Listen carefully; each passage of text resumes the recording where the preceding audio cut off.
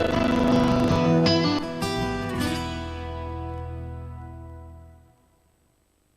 you think anybody could ever have too much football? Make your own chocolate bar. Become a TV presenter. It doesn't matter what you want. Charming, suave, wonderful voice, lovely. If you play the game, there's always a chance to get whatever you want. Saturday at 7 on BBC One. Do not miss it! So, how are we doing this week then? This is BBC One.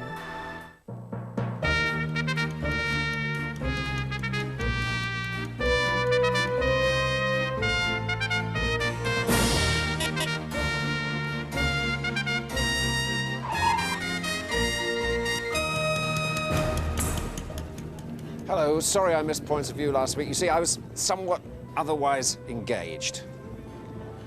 Well, I was at the Grand National, but of course not actually taking part in the race, just introducing the BBC coverage, which wasn't to everyone's liking. The use of cameras in jockeys' caps during the Grand National was extremely annoying and made following the thread of the race impossible. But leading the field of complaints this week, this. I can't stand the Royals.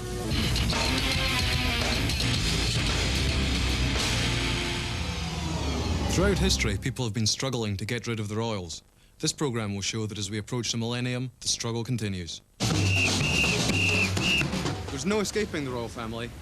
Every week, the newspapers and magazines bleat on about them. At best, it's the world's most boring soap opera. At worst, propaganda tantamount to brainwashing. Words cannot express my incandescence at this programme. I object to the BBC providing a soapbox for treasonous communists.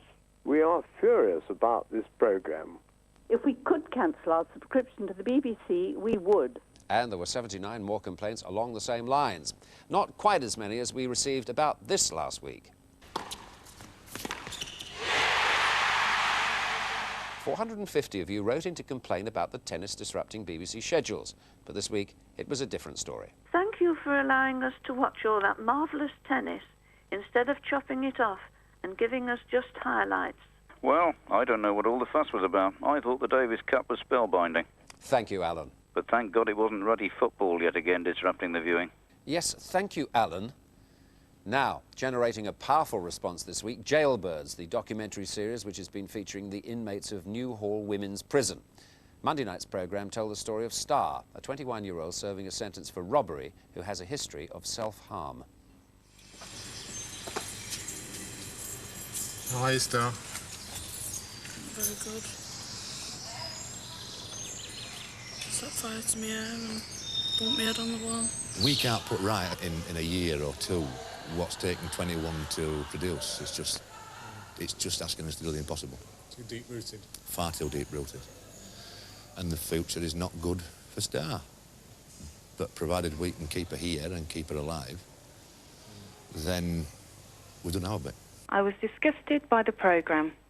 To see a young girl who self-mutilated in prison when she should have been in psychiatric care was very disturbing.